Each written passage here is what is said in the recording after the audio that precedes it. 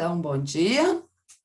Vamos dar início à aula de biologia e o nosso assunto, na verdade, é a continuação da digestão humana. Então, a gente vai a partir do suco pancreático, o controle da secreção pancreática, aquela que é produzida pelo pâncreas, que também contém enzimas, né, para continuar a digestão. Então, a secreção pancreática, ou também chamada de suco pancreático, é um líquido produzido pelo pâncreas, que é uma glândula com função exócrina e endócrina. Quando ela é exócrina, ela lança no corpo. As substâncias no corpo, pode ser um hormônio também, e endócrina é quando vai para o sangue, então que faz parte do sistema digestório. Essa secreção tem a função de atuar no processo digestório do alimento. Tem pH entre 7,8 e 8,2, quer dizer, já é um meio mais alcalino do que o meio no estômago, né? Devido ao alto teor de bicarbonato. Então, esse alto teor de bicarbonato irá neutralizar a acidez do bolo alimentar, garantindo o funcionamento da ação das enzimas pancreáticas em pH neutro e pouco alcalino. O suco pancreático inativa a pepsina do estômago, né? Aquela enzima que começa a fazer a digestão das proteínas. Assim, as enzimas podem atuar no intestino delgado. Atua na digestão de carboidratos, né, que são os açúcares, através da amilase pancreática, ou seja, age sobre o amido, na digestão de proteínas, através de enzimas como a quimiotripsina, a tripsina e a carboxipeptidase, e na digestão de triglicerídeos, né, que são as gorduras neutras, vai transformar essas gorduras em ácidos graxos e glicerol, daí através da lipase pancreática. A produção do suco pancreático é controlada por 3 etapas. Pelo sistema nervoso parasimpático, que é o responsável pelo aumento das secreções e da motilidade do tubo digestivo. Por isso, vai aumentar a secreção pancreática e pelo neurotransmissor acetilcolina. A acetilcolina é um neurotransmissor que faz aquela ponte, as sinapses, né, entre 2 neurônios. O hormônio secretina, que é secretado no duodeno e no jejunum, e o hormônio colicistocinina, que é secretado no intestino delgado. Então, aqui em amarelo está o pâncreas, né? Ele fica nessa posição aqui. Aqui já é o duodeno, né? A primeira parte do intestino delgado. E essa é a forma que o pâncreas apresenta. O suco entérico. Então, ao longo do intestino delgado, existem células glandulares calciformes que secretam muco, que é uma substância aquosa que contém glicoproteínas, cuja finalidade é proteger a mucosa intestinal contra a ação das enzimas digestivas e do ácido clorídrico. Então, ele é produzido pela parede, né, do intestino delgado. Então, pelas células das glândulas de Lieberkühn, né, existentes no epitélio do intestino delgado, ou seja, o tecido mais interno do nosso intestino delgado, que produzem o suco entérico rico em enzimas digestivas que completam a digestão dos alimentos. As principais enzimas presentes são a sacarase, que atua na digestão da sacarose. Lembrando que a sacarose é um disacarídeo, tá? Formado por glicose e frutose. Então, a sacarase age sobre a sacarose. Aí a lactase, que atua na lactose, que também é um disacarídeo, né? Ou presente no leite, desdobrando-a em galactose e glicose, que são os monossacarídeos. A maltase, que atua nas moléculas de maltose, formadas na digestão prévia dos amidos, o duamido, liberando moléculas de glicose. Então, a maltase é formada por duas glicoses, tá? Um disacarídeo com duas glicoses. As nucleotidases, que atuam nos nucleotídeos, né, que são aquelas moléculas que formam a molécula de DNA, formadas na digestão dos ácidos nucleicos, né, o DNA e RNA, liberando, então, uma pentose, um fosfato e as bases nitrogenadas. E as peptidases, que atuam nos peptídeos, ou seja, já são proteínas menores, né? E vão transformar, então, os peptídeos, ou vão fazer a quebra dos peptídeos, transformando-os em aminoácidos. A bile. A bile é uma solução produzida no fígado, que auxilia no processo da digestão de gorduras. Na verdade, a bile funciona como um detergente. Ele não vai fazer a quebra das ligações das moléculas de gordura. Ele só vai emulsionar, tá? Vai diminuir o tamanho das gorduras. Para depois a lipase atuar sobre essas gorduras e transformar, então, em ácido graxo e glicerol.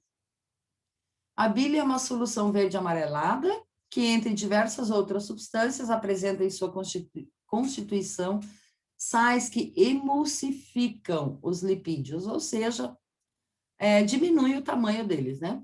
Ou seja, reduzem fisicamente a gordura a pequenas gotas, facilitando a ação de enzimas que farão a sua digestão, as chamadas lipases. Tá? Então, as lipases agem sobre os lipídios, que são as gorduras. A bile é produzida no fígado, mas sua atuação ocorre no intestino delgado, mais especificamente no duodeno. Então, aqui mais uma vez um desenho, né? A bile, ela é produzida no fígado, mas ela fica armazenada aqui na vesícula biliar. Tá? E aqui tem, então, o caminho, né, para chegar ali no duodeno, canalzinho, né? E aqui o estômago. As principais ações realizadas pela bile são auxílio no processo de absorção de gorduras e vitaminas lipossolúveis, quer dizer que se solubilizam nas gorduras, no intestino delgado a partir da ação dos ácidos biliares. Facilitação das enzimas produzidas pelos pâncreas, a eliminação de resíduos pelas fezes, incluindo a bilirrubina, e desintoxicação do fígado, regulação das bactérias do fígado. Então, essas são as principais funções da bile. Toda glândula que produz secreção digestiva deve ser estimulada para que o faça no momento oportuno. Lembrando que o fígado e o pâncreas são glândulas, tá? Porque secretam substâncias. Não são classificados como órgãos, tá? São glândulas. O controle da digestão se consegue de duas maneiras: pelo sistema nervoso autônomo e por hormônios. Né? O sistema nervoso autônomo, ele age sem a gente comandar, né? Então, tudo isso acontece sozinho, sem a gente ficar dando ordens. Então, o sistema nervoso autônomo tem duas divisões: o sistema simpático, que inibe a produção de secreção digestiva, e o sistema parasimpático, que estimula sua produção. O principal ramo visceral do sistema nervoso parasimpático é o nervo vago.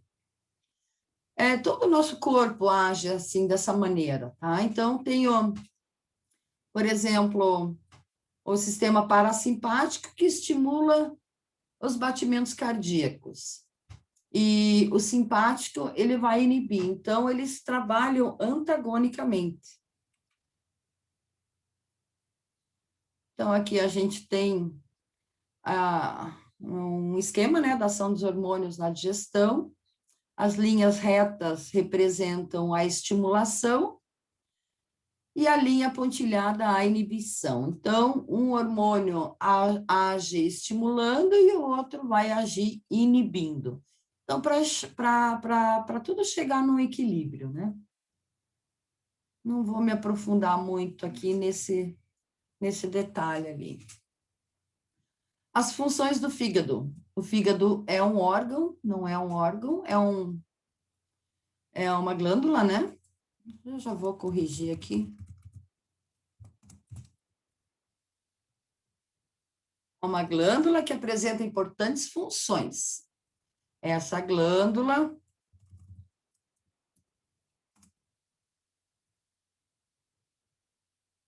considerada uma região de conexão entre o sistema digestório e o sangue, sendo onde os nutrientes absorvidos no tubo digestório são processados e armazenados para posteriormente serem distribuídos para outros órgãos, ou para os órgãos, né? Então, o fígado é responsável pelo armazenamento de grandes quantidades de glicogênio. O glicogênio é uma molécula grande, formada por glicoses, tá? Então, é uma glicose unida a outra. São centenas de moléculas de glicose unidas através das ligações glicosídicas. E esse armazenamento é importante para controlar os níveis da glicose no sangue, uma vez que o armazenamento na forma de glicogênio garante a retirada de glicose quando ela se encontra em excesso. Ou quando falta glicose no sangue, né, a gente precisa da glicose para produzir, para fazer o processo da respiração aeróbica, né, a respiração celular, e produzir a energia, né, que a gente tem, ó, as 38 moléculas de ATP. Então, se caso falte glicose no sangue, o fígado, ele manda uma quantidade para o sangue. Então, vale destacar que o sangue vindo do intestino é frequentemente cheio de bactérias. O fígado atua garantindo a morte dessas bactérias, e à medida que o sangue passa pelos sinusoides, tá? Então, são dentro do fígado, né? Uma estrutura. O fígado garante também a produção de proteínas plasmáticas, como a albumina e fibrinogênio. Essas proteínas são importantes, o fibrinogênio é importante para estagnar o sangue, né? Para coagular o sangue caso alguém se machuque, né? Além disso, é um local de armazenamento de vitaminas, merecendo destaque a vitamina A. Ele também armazena ferro na forma de ferritina. O fígado é também responsável pela remoção ou excreção de medicamentos, hormônios e outras substâncias. Geralmente, substâncias tóxicas são eliminadas pelo fígado, né? As drogas, eu digo as drogas, medicamento também, né? Porque o medicamento também é uma droga. O álcool, se a pessoa ingere muito álcool, então o álcool é eliminado pelo fígado. E no embrião, é importante, né? Fase embrionária, o fígado é responsável pela produção das hemácias. Depois passa para medula óssea, né? As hemácias são as células do sangue que transportam oxigênio e gás carbônico. Absorção de nutrientes no intestino delgado. O álcool etílico, alguns sais e a água podem ser absorvidos diretamente no estômago. A maioria dos nutrientes são absorvidos pela mucosa do intestino delgado, de onde passa para a corrente sanguínea.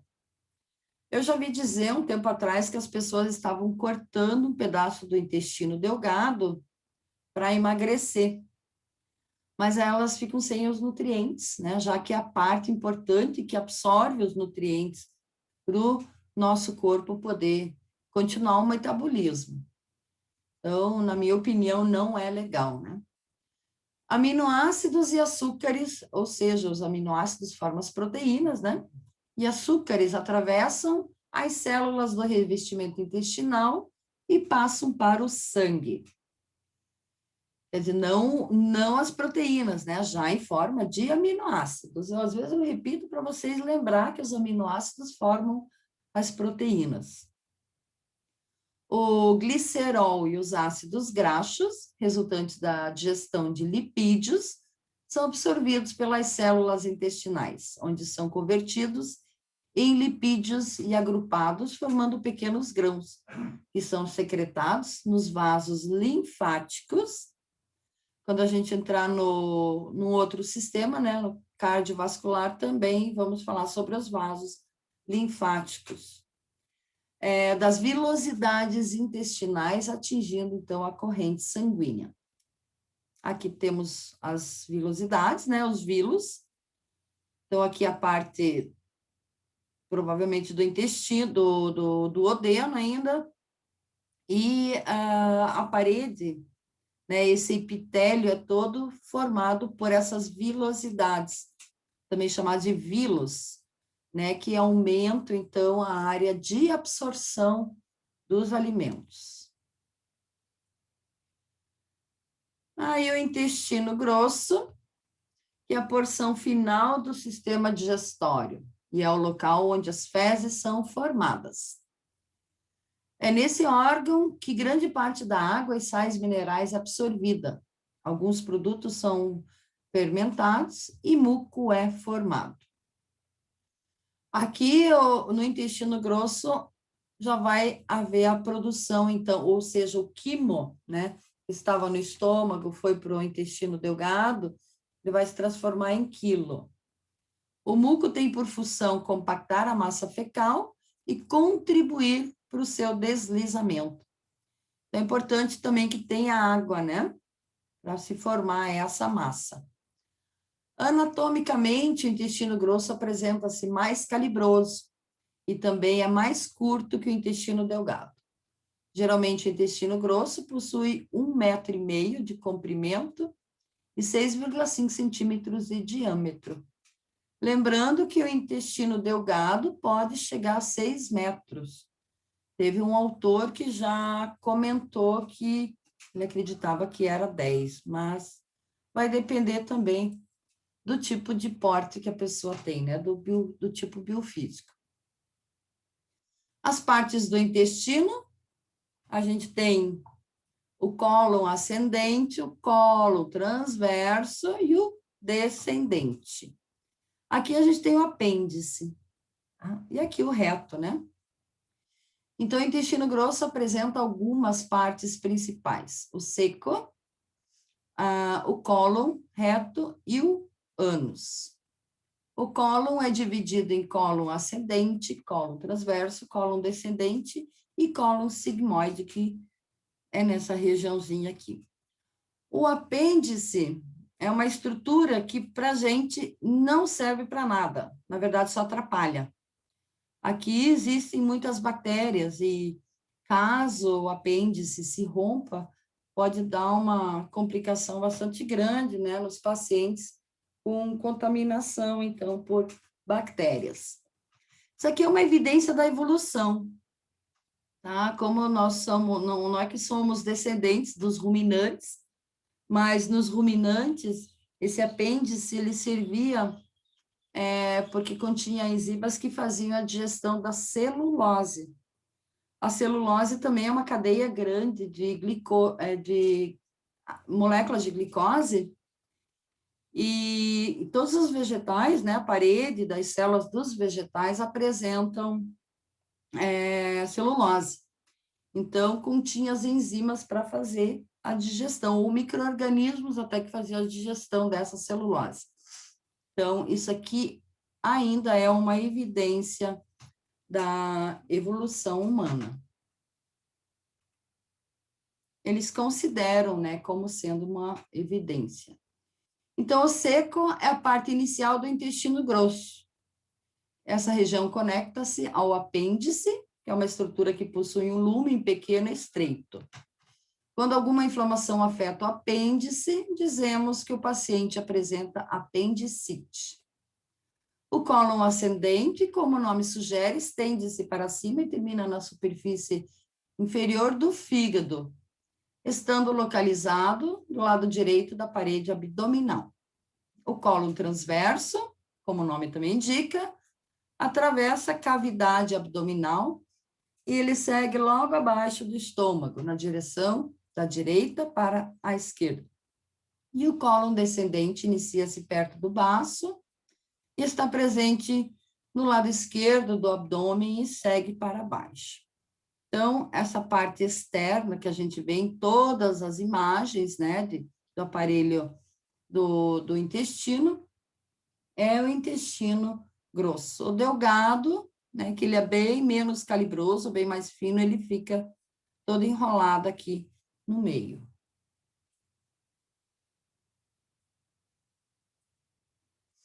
O cólon sigmoide, que é a porção do cólon que apresenta a forma de S. Aí o reto é um canal localizado na região anterior do sacro e termina no ânus.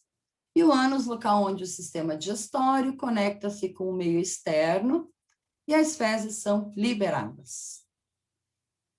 A camada mucosa do intestino grosso não apresenta vilosidades, como as que estão presentes no intestino delgado.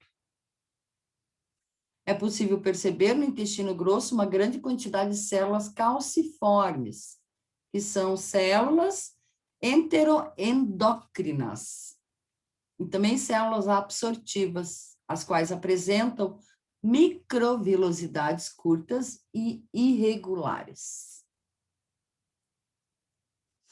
Então, na parede do intestino estão presentes também células linfóides e nódulos. Essas células linfóides fazem parte do sistema linfático.